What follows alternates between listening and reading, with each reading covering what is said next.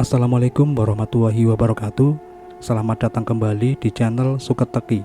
Masih bersama Bang Nano tentunya. Gimana kabar kalian hari ini? Semoga selalu diberikan kesehatan dan rezeki yang melimpah. Amin.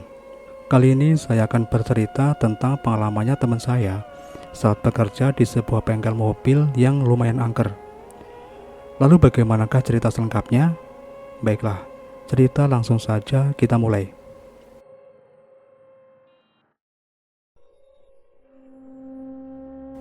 Di hari itu, teman saya yang sebut saja namanya Fendi mulai bekerja di sebuah bengkel mobil yang lumayan besar. Dan bengkel tersebut menyediakan mes atau rumah tinggal untuk para karyawannya.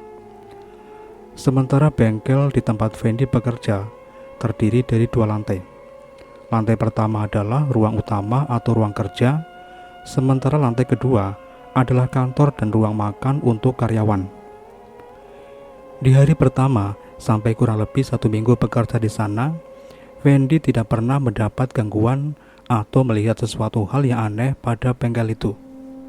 Namun menurut kesaksian Ahmad, salah satu karyawan senior, bengkel itu sangatlah angker dan banyak karyawan yang tidak kerasan kerja di sana karena seringnya diganggu oleh penghuni yang tak kasat mata yang mendiami bengkel tersebut. Semoga saja kamu betah kerja di sini, Fen. Dan semoga saja kamu tidak diganggu seperti karyawan sebelumnya, ucap Ahmad setelah menceritakan keadaan bengkel itu secara panjang lebar. Iya bang, amin. Semoga saja tidak terjadi apa-apa. Tapi apakah memang benar kalau di belakang mes kita ini adalah kuburan tua? Saya tidak tahu loh bang, kalau di situ ada kuburan. Saya kira cuma hutan. Saud Fendi sembari melontarkan pertanyaan yang dia tahu dari karyawan lain. Iya Fen, di belakang mes kita memang banyak kuburan tua, dan konon itulah yang membuat bengkel kita jadi angker, saud Ahmad sambil mengarahkan pandangannya ke arah belakang mes karyawan. Nah, kalau bisa jangan dibiarkan lagi anak kamu main-main ke belakang mes kita, Fen. Takutnya nanti dia melihat sesuatu dan jatuh sakit seperti anak karyawan sebelum kamu itu, sambung Ahmad sembari mengingatkan Fendi. Iya bang, terima kasih ya bang sudah memberitahu dan menjelaskan semuanya, saud Fendi. Setelah ngalor ngidul di sore itu, mereka pun langsung menuju mes masing-masing untuk sekedar bersiap untuk mandi kemudian istirahat. Oh ya, mes yang mereka tempati hanya dilengkapi dengan toilet kecil di samping dapur. Sementara untuk mandi, mereka harus mandi di pemandian umum atau satu untuk semua yang ada di pojok bengkel tersebut. Hari pun sudah hampir maghrib. Saat itu Fendi pun sudah bersiap-siap untuk ke kamar mandi. Ia mau ngapain lagi kalau bukan untuk mandi. Fendi pun berjalan ke arah kamar mandi, dan ketika sesampainya di area itu, seketika dia langsung merasa kaget dengan apa yang dilihatnya. Astagfirullah. Fendi kaget karena melihat di depan kamar mandi itu ternyata sudah ada si Andre yang lagi duduk membelakanginya.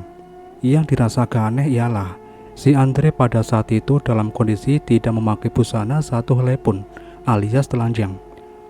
Mungkin karena mendengar Fendi istighfar, maka si Andre pun dengan sangat perlahan menoleh ke arah belakang. Karena menjaga supaya Andre tidak merasa malu atas kehadirannya Fendi yang melihat Andre telanjang bulat. Sebelum Andre benar-benar memalingkan wajahnya, si Fendi pun langsung beranjak naik ke lantai 2 untuk sekedar menunggu Andre selesai mandi.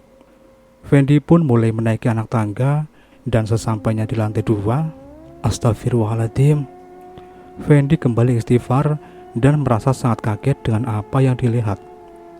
Kamu kenapa, Fen?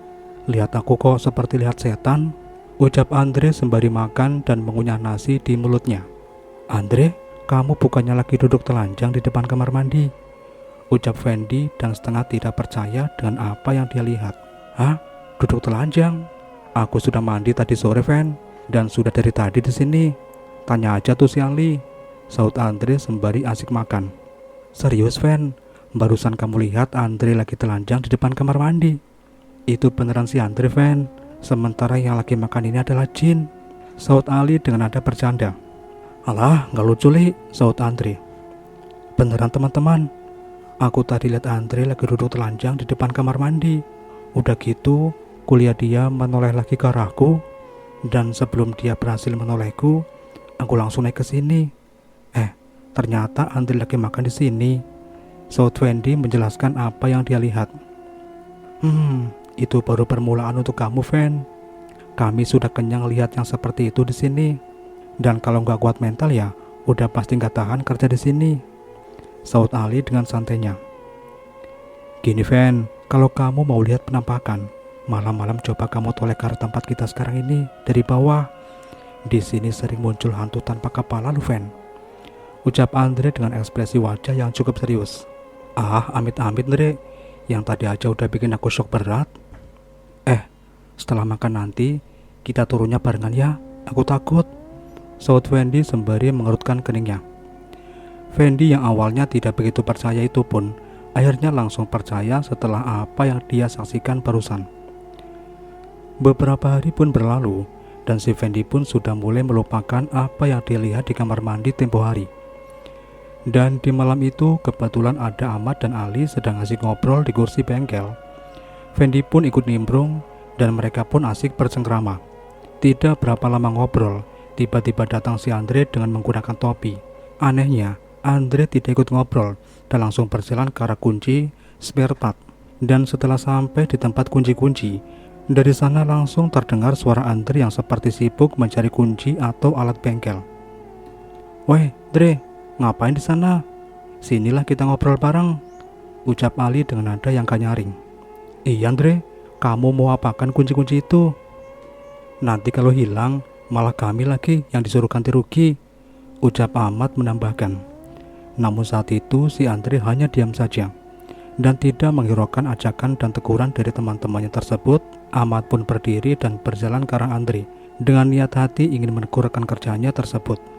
Namun setelah sampai di area kunci yang terlindung oleh sebuah mobil tersebut, anehnya si Andre sudah tidak ada di sana. Ahmad pun kembali lagi menuju ke arah Fendi dan Ali. Saat berjalan menuju tempat duduk, tiba-tiba pintu mes kamar Andre terbuka dan si Andre pun keluar dari mesnya dan langsung menuju ke tempat teman-temannya yang duduk tersebut. "Nah, udah lengkap tuh 4 orang, kita main gaple yuk," ucap Andre sambil berjalan menghampiri mereka. Melihat itu, Ahmad pun sedikit kaget dan langsung menyadari kalau yang dia dan teman-temannya lihat tadi bukanlah si Andre. Lalu siapa? Fendi dan Ali pun terlihat kaget karena melihat Andre yang baru keluar dari mes. Padahal beberapa menit yang lalu, mereka dengan jelas melihat Andre dengan menggunakan topi dan berada di penyimpanan kunci-kunci. Mustahil kiranya kalau itu beneran Andre. Soalnya jika mau balik ke mes lagi, otomatis Andre harus melewati tempat mereka duduk terlebih dulu. Belum lagi selesai pertanyaan demi pertanyaan yang ada dalam benak mereka, tiba-tiba si Andre berkata, "Astagfirullah, coba kalian lihat, apa itu di atas?" Sontak, ketiganya pun langsung melihat ke arah atas lantai 2. Astagfirullah. Semuanya kaget dengan apa yang mereka lihat. Di lantai 2, terlihat sosok tubuh berjalan pelan tanpa kepala. Sosok tersebut berjalan perlahan menuju anak tangga yang tak jauh dari tempat mereka duduk. Andre pun langsung kabur menuju mesnya, disusul Fendi, Ahmad, dan Ali. Semuanya lari tunggang langgang melihat sosok yang amat menyeramkan itu. Ketiga rekan Fendi yang mungkin sudah tidak asing lagi dengan penampakan seperti itu pun dibuat lari ketakutan. Apalagi si Fendi yang notabene sudah penakut. Ditambah lagi baru di bengkel itu dia melihat penampakan demi penampakan yang belum pernah dia lihat sebelumnya selama ini. Sudah tentu hal seperti itu membuatnya syok dan takut untuk keluar malam. Apalagi mes mereka langsung berhadapan dengan bengkel, otomatis jika malam hari, para karyawan lebih memilih untuk berdiam diri di rumah mes saja daripada keluar dan melihat sesuatu yang tidak diinginkannya. Apalagi sekitar 1 minggu ini, banyak gangguan demi gangguan yang mereka lihat dan rasakan. Ditambah lagi, anaknya Ali sering menangis pada saat tengah malam. Ketika ditanya melihat apa, anaknya Ali hanya menangis dan mata polosnya pun hanya tertuju pada suatu tempat, yaitu pojok ruang dapur. Saat menangis, dia selalu menyebut, "Hantu, hantu, ada hantu di situ ya, takut." Setelah 2 minggu setelah kejadian itu, sepupunya Ahmad datang ke bengkel untuk sekedar ketemu dengan Ahmad dan berniat untuk numpang bermalam selama 3 hari di kamar mesnya Bang Ahmad. Sepupu Ahmad ini kita sebut saja namanya Ilham. Dan si Ilham ini, kata Ahmad, dia tidak percaya dengan hal-hal mistis atau semacamnya. Dan ketika pada malam pertama dia bermalam di mes bengkel itu, dia sangat santai dan tidak peduli dengan apa yang diceritakan Ahmad sebelumnya. Bahkan si Ilham sengaja duduk-duduk di luar hingga hampir tengah malam tiba. Namun tidak ada satu hal aneh pun yang dia lihat. Mungkin karena cuaca dingin, si Ilham pun sakit perut dan mendadak ingin buang air besar. Ilham pun masuk ke dalam mes dan langsung membuang keresahannya tersebut. Di sela nikmat-nikmatnya, tiba-tiba ada sesosok tangan yang meremas wajah si Ilham. Menurut kesaksiannya, jari jemari dari tangan tersebut sebesar pisang Ambon. Kebayang gak gimana besarnya telapak tangan itu? Tangan itu kemudian meremas wajah Ilham, dan si Ilham pun berteriak sekencang-kencangnya. Namun suaranya terhalang oleh tangan besar tersebut yang menutupi seluruh wajahnya. Dan kuku dari tangan itu pun terasa sangat panjang. Setelah tangan itu melepas cengkramannya, si Ilham pun langsung teriak dan lari ke arah Ahmad tanpa cebok dan memakai celana. Terlihat pula wajah si Ilham yang sedikit memerah akibat termasan oleh makhluk tersebut. Entah apa yang dilakukan si Ilham sehingga makhluk itu marah. Apakah Ilham menantang ketika masih di luar mes tadi? Si Ilham pun tidak mengakui kalau dia menantang. Tapi yang jelas tidak akan ada asap jika tidak ada api. Sampai di sini kalian paham kan?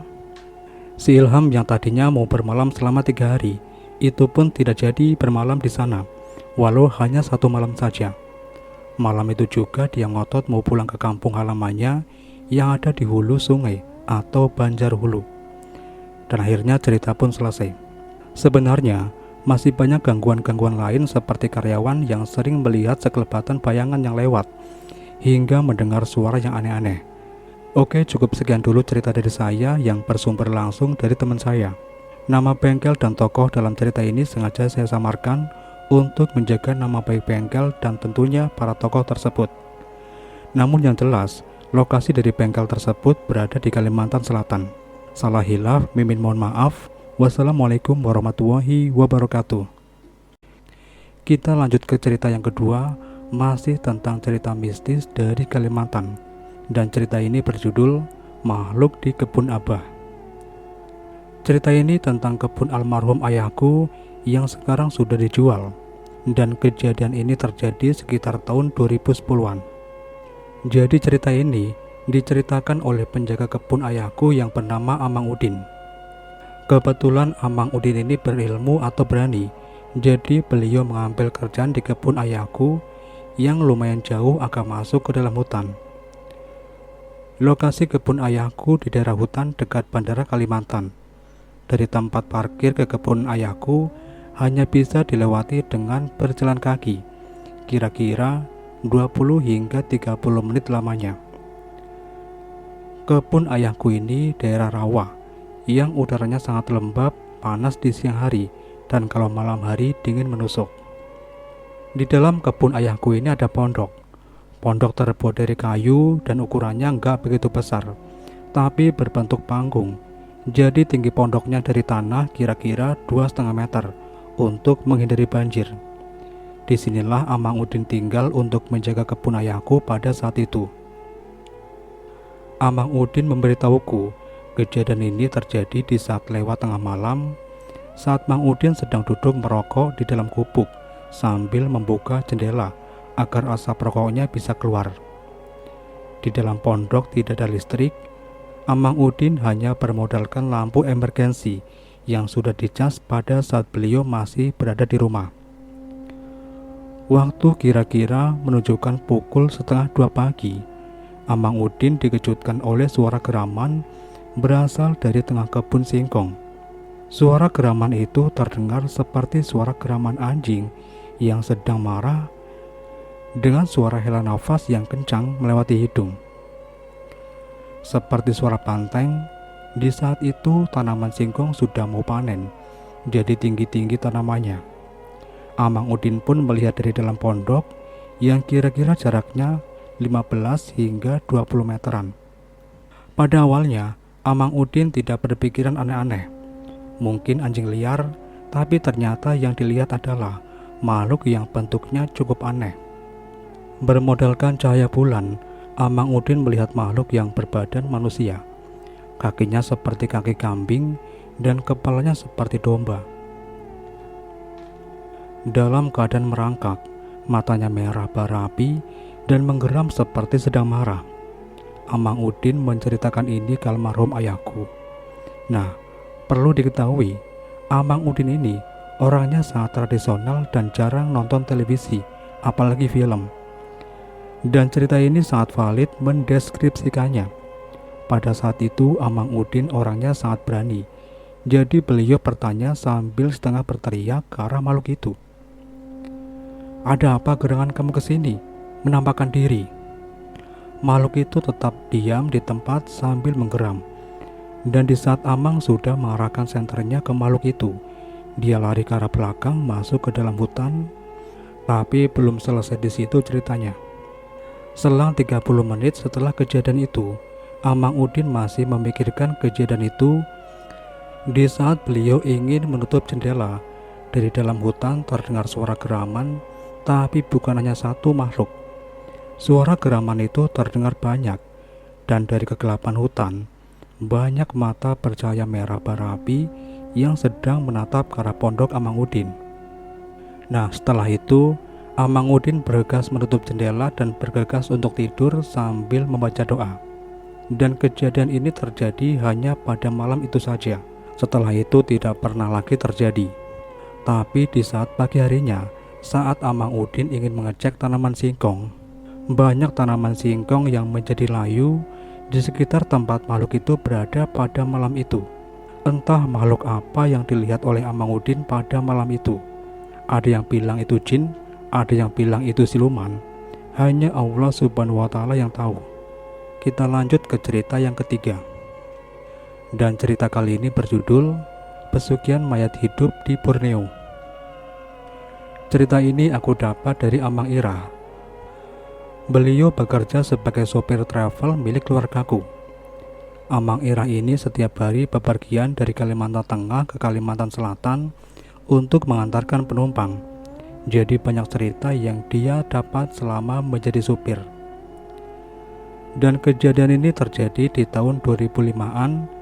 Di saat itu, Amang Ira belum bekerja dengan keluargaku, tapi beliau sudah menjadi supir pada saat itu.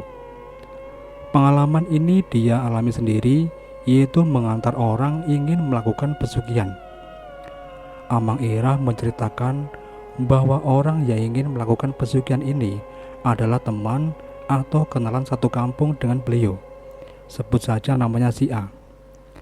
Si A ini bisa dibilang preman kampung yang tidak takut dengan apapun. Karena terdesak oleh keadaan ekonomi yang sangat buruk, menyebabkan si A ini menjadi putus asa dan bertekad ingin melakukan pesugihan untuk keluarganya. Nah, si A ini berkonsultasi dengan orang yang tahu bahwa pesugihan ini ada, yang sebut saja namanya si B. Nah, si B ini bisa dibilang juru kunci untuk pesugihan tersebut. Si B inilah yang mengajak Amang Ira sebagai sopir untuk mengantar mereka.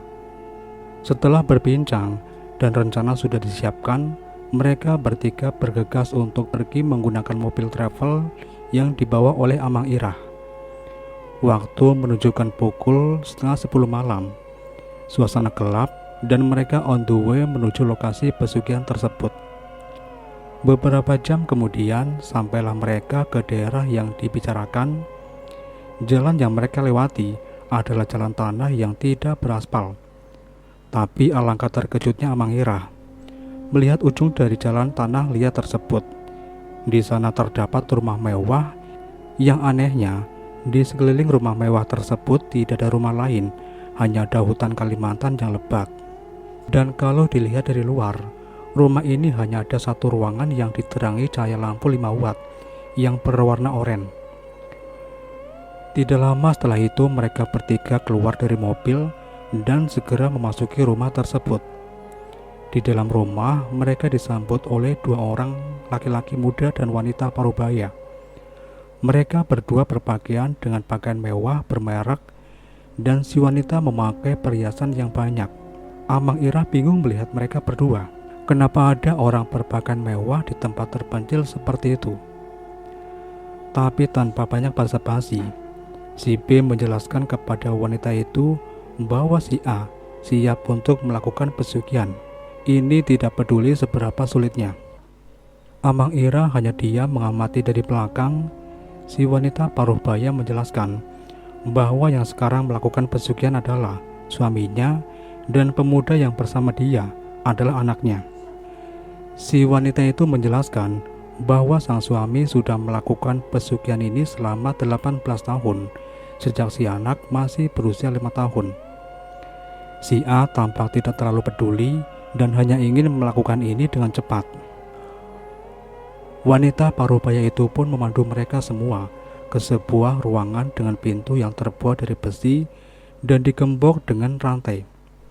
Di dalam ruangan itu terdengar suara seperti suara orang yang kesakitan. Seketika setelah pintu itu dibuka, langsunglah tercium bau busuk yang sangat menyengat. Banyak lalat yang terjebak dalam ruangan itu kabur keluar. Si wanita menghidupkan lampu yang ada dalam ruangan. Alangkah terkejutnya si A dan Amang Ira melihat apa yang ada dalam ruangan tersebut. Mereka melihat tubuh yang sangat kurus dan dipenuhi dengan luka, dan bisa dibilang bahwa itu terlihat seperti mayat yang setengah badannya dari ujung kaki sampai perut sudah ditutupi oleh semen seperti kuburan. Anehnya, tubuh yang seperti mayat tersebut masih mengeluarkan suara seperti orang yang kesakitan. Si wanita menjelaskan bahwa sang suami sebenarnya sudah menjadi seperti itu sejak bertahun-tahun yang lalu, dan hanya memakan daging sapi mentah sebanyak 10 kg per hari. Pesugihan ini menyebabkan yang melakukan pesugihan kehilangan akal sehat, melukai diri sendiri, dan hanya memakan daging mentah setiap hari. Dan cara agar kaya adalah apapun yang dibisniskan akan selalu sukses dan berhasil karena pesugihan tersebut. Dan satu-satunya cara untuk menggantikan pelaku pesugihan itu adalah hanya dengan lidah bersentuhan dengan lidah, seperti menyambut setan parasit yang ada di tubuh mayat hidup. Sontak si A yang awalnya sangat pemberani, nyalinya ciut dan langsung lemas, mundur 3 langkah dan menyatakan dirinya tidak siap untuk menjadi seperti itu, dan menangis ingin segera pergi dari tempat itu. Si B memahaminya dan menyarankan untuk pulang. Amang Ira pun masih mencoba mempercayai matanya, apakah yang dia lihat itu nyata atau tidak. Setelah itu mereka bertiga bergegas untuk pulang dan sepakat untuk tidak mengingat-ingat kejadian itu pernah terjadi. Di dunia ini jika ingin kaya, harusnya bekerja keras dan berdoa, bukannya memilih jalan pintas. Sebanyak apapun harta tidak akan dibawa mati dan harus dipertanggungjawabkan di akhirat nanti. Sampai sekarang kabarnya rumah mewah di tengah hutan itu masih ada, dan beberapa lama sekali ada mobil mewah yang parkir di depan rumah itu. Oke teman-teman, itulah beberapa kumpulan cerita horor dari Kalimantan. Semoga dapat diambil pembelajaran dalam cerita ini, dan Mimin pamit. Wassalamualaikum warahmatullahi wabarakatuh.